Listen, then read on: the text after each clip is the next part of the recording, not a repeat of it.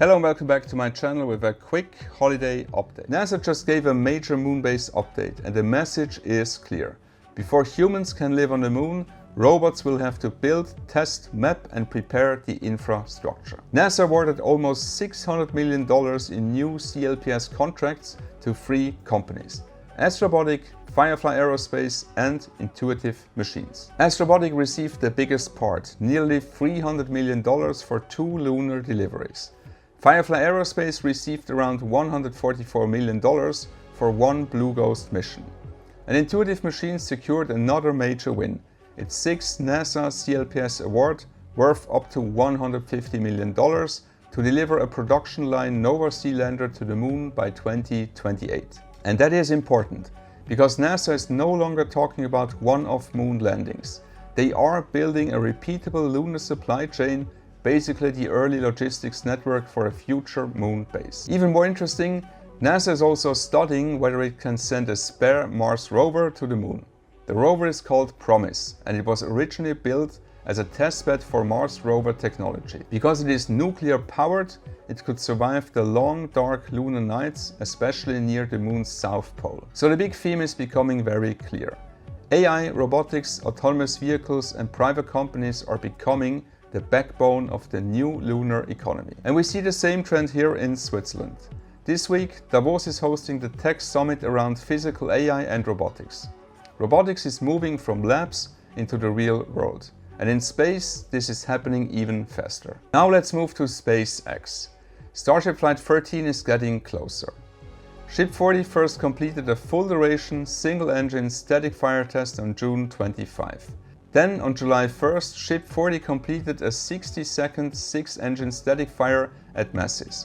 That is a huge step toward the next Starship test flight. Ship 41 is also moving through the test campaign and is expected to become part of the following Starship flight flow. So SpaceX is not just preparing one vehicle, they are building a pipeline. And that is exactly the SpaceX advantage. Test, learn, fix, repeat, but at industrial speed. Meanwhile, Rocket Lab made one of the biggest moves in the space industry this week. Rocket Lab announced an $8 billion deal to acquire Iridium. That means Rocket Lab is no longer just a launch company. It wants to become a vertically integrated space company, building satellites, launching them and operating a global communications network. Is this Rocket Lab's Starlink moment? Maybe not yet. Iridium is much smaller than Starlink, but strategically this is a very bold move. On the stock market, space stocks were extremely volatile. After the NASA moon contract, several stocks jumped in pre-market trading, but then some of them faded or even dropped. My view: investors liked the long-term story, but also took profits after a huge space stock run. And many of these companies are still not profitable, so the market remains very nervous. Now to Boeing Starliner. NASA's Inspector General released a tough audit on the commercial crew program. The report says SpaceX's Crew Dragon has been certified since 2020 and has already flown many crewed missions, but Boeing Starliner is still not certified for regular astronaut flights. The audit points to unresolved issues, including helium leaks, propulsion problems, parachute concerns, schedule pressure and oversight weaknesses.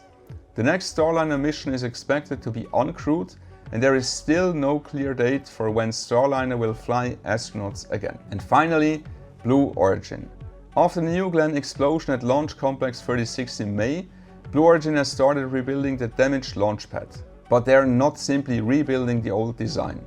They are moving toward a new horizontal vertical hybrid launch concept, which should support future New Glenn operations and hopefully improve launch cadence. Blue Origin says it still wants New Glenn back in flight before the end of the year.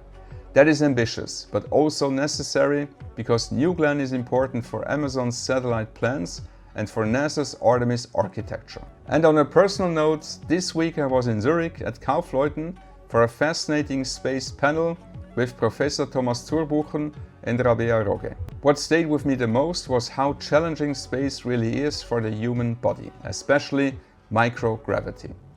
That's why I believe the first real Moon and Mars infrastructure will not be built by astronauts with hammers. It will be built by autonomous robots, AI systems, 3D printers and machines that can work before humans arrive. So the headline this week is simple. The future moon base is no longer science fiction. NASA is funding it, SpaceX is building the transportation system. Private companies are building the lunar logistics network, and robots may arrive first. This was all for this week in space. If you love SpaceX and Starship, then please don't forget to like, subscribe, and I will see you in the next episode. Ciao.